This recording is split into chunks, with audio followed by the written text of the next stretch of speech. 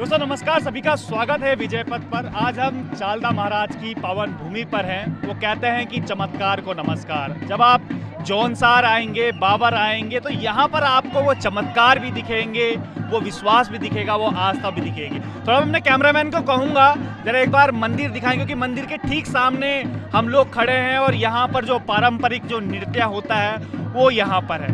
कल हम लोग हनोल में थे, जहाँ पर महासू महाराज जी का एक बड़ा मंदिर वहाँ पर है और कहा जाता है कि वो इनके भाई हैं चालन महाराज जी।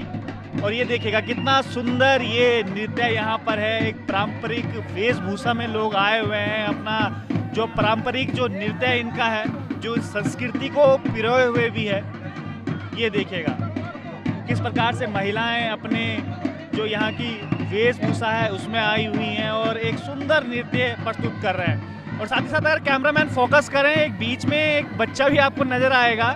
ये भी परंपरा का एक हिस्सा है। कभी इनके जो बड़े बुजुर्ग होते हैं वो ये काम करते हैं और धीरे धीरे अब ये बच्चे भी वो काम करना शुरू कर रहे हैं। तो आप समझ सकते हैं एक परंपरा से दूसरी परंपरा में ये सब चीज जा रही है और बड़ा सुंदर नज़ारा है। मैं अक्सर अपनी वीडियो में कहा करता हूँ कि संस्कृति जिसने संजो के रखी हुई है वो अपना जौनसार है। और जौनसार के ही हमारे साथ जौनसार की आन बान और शान बॉबी पवार है।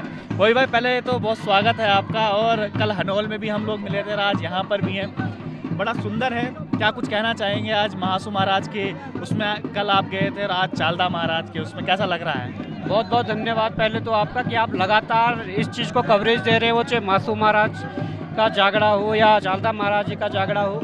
तो आज बड़ी खुशी हो रही है कि लोग अपने संस्कृति से जुड़े हुए हैं, लोग अपने देवी देवताओं को मान रहे हैं, लोगों की अपने देवी देवताओं पर आस्था है, ये बड़ी बात है। और चालदा महाराज जी का जो क्षेत्र है वो एक ऐसा क्षेत्र है कि पूरे जौनसार पावर के साथ हिमाचल तक यही चालदा महाराज अभी जौनसार के प्रवास में है। और कई सालों तक ये जौनसार में रहते। जब जौनसार में आए तो कम से कम 70-78 साल बाद जौनसार में आए थे।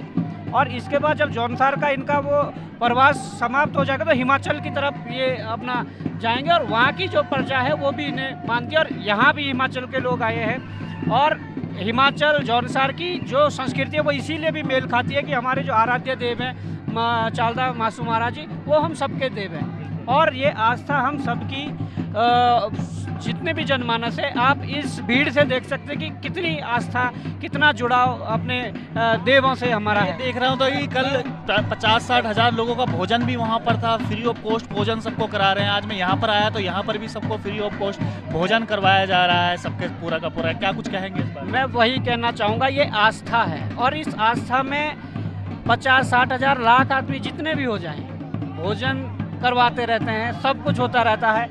परंतु मैं ये कहना चाहता हूँ, अगर इसके बारे में ज़्यादा आपको डिटेल में जानना तो हमारे बुजुर्ग साथी बैठे, आप इनसे मैं उनके पास भी जाऊंगा, क्योंकि जो यहाँ के लोग हैं वही बता पाएंगे। लेकिन इससे पहले मैं आपको यहाँ के बारे में और लोगों से मिलाऊं। लेकिन एक पीछे का जरा सुंदर दृश्य आप ये देखिएगा, मानो प्रकृति ने अपने हाथों से ये पूरा संजोया हो।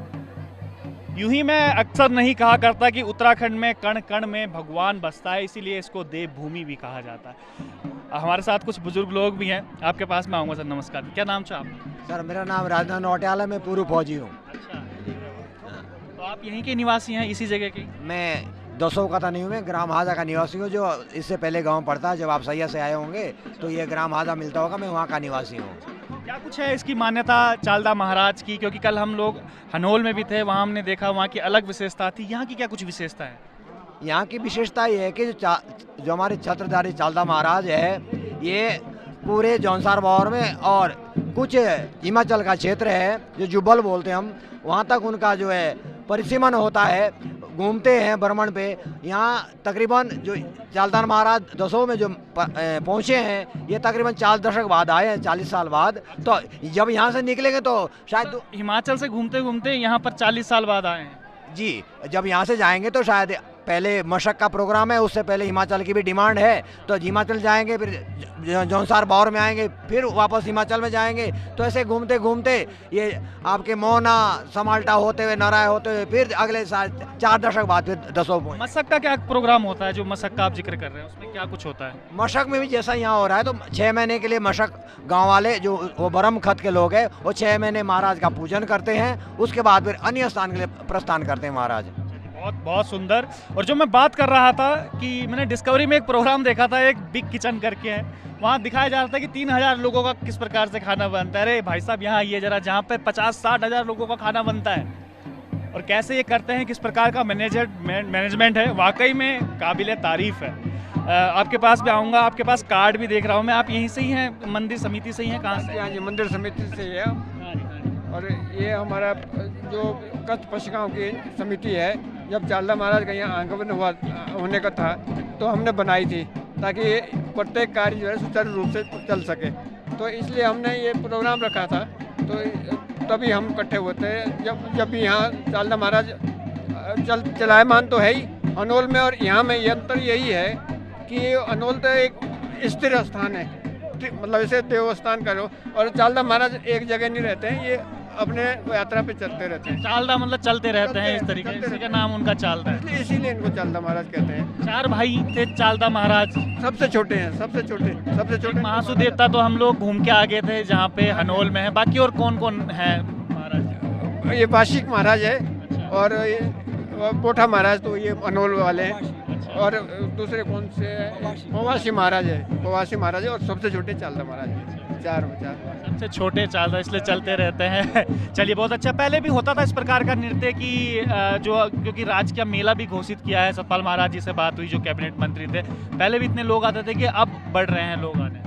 अब तो इतना, पहले तो जैसे इनके डोरिये होते थे, 4 भाई थे ये, तो चारों के अलग अलग डोरिये होते थे जिस नाम से इनको जाना जाता था। तो अब 14 डोरिये चालदा महाराज के ही हो गए, लोग बाग दिए जा रहे, तो इसलिए इनकी बढ़ती जा रही है जितनी भी है। और पहले आगमन के साधन भी इतने नहीं थे, लोग बाग जब इनकी आते थे ये, तो बस एक गांव से एक आध आदमी आ गया, तो इस वजह से। अब तो ये समझ लो कि गाड़ियाँ, कम्युनिकेशन के साधन अच्छा है, इस वजह से कितनी पब्लिक हो गई है, इतनी हमने सोची भी नहीं। कहाँ से आते हैं? उत्तराखंड से ही आते हैं कि बाहर से भी आते हैं लोग यहाँ पे? उत्तराखंड के तो है ही, हिमाचल के ये हमसे भी ज़्यादा मानते हैं इनकी। कहाँ से आते हैं वो? हिमाचल और उत्तराखंड मेन तो यही है। और बाहर से भी आते हैं, कहीं अदर स्टेट से भी आते हैं? अदर स्टेट में ऐसा है ना, अब यहाँ उत्तराखंड के लोग बाहर गए हुए हैं, तो वहाँ के भी उनसे हमसे जुड़े हुए हैं, तो वो लोग भी यहाँ आते हैं, तो फिर उनको सब पता पड़ता है कि इनकी मान्यता कितनी है, तो इसलिए वो भी इसमें प्रतिभा करते हैं। यूपी से है, जो हमारा पहले हम यूपी में ही थे, तो वही तो बहुत पहले से है महाराज जी। चलिए बहुत शानदार है। और जो हम कहते हैं हर बार कि यूं ही उत्तराखंड को देवभूमि नहीं कहा जाता, तो ये कारण है जो यहाँ की लोगों ने संस्कृति संजोई हुई है, जो पारंपरिक, जो यहाँ का पहनावा हम लोग को कह ले, वेशभूषा हम लोगों को कह ले, या यहाँ का जो पारंपरिक जो पुराना इतिहास चलता हुआ आ रहा है, वो अभी तक जीवित है। और पूरे उत्तराखंड में जौनसार में आपको देखने को मिलेगा जो अपनी संस्कृति अभी तक संजोए हुए है, जो अपने देवी देवताओं को नहीं भूले। तो बने रहिएगा और तस्वीरें भी हम आपको लगातार दिखाते रहेंगे। चलिए, जिस तांदी नृत्य की मैं बात कर रहा था आपको, जो अभी तक जो महिलाएं अपनी वेशभूषा में ये तांदी नृत्य करती हैं, तो वो आपको देखने को मिलेगा यहाँ पर कि किस प्रकार से जो पारंपरिक वेशभूषा में जो है वो नृत्य भी हो रहा है। जो यहाँ पे पीछे आपको पुरुष नजर आएंगे और सामने पे आपको जो है वो महिलाएं यहाँ पर नजर आएंगी, और ढोल दमाओं के साथ ये पारंपरिक नृत्य हो रहा है। महिलाएं अपनी जो वेशभूषा है उसमें ये अभी सोई हुई है, और यहाँ पर छोटे छोटे बच्चे, तुम भी बजाओ, तुम भी बजाओ।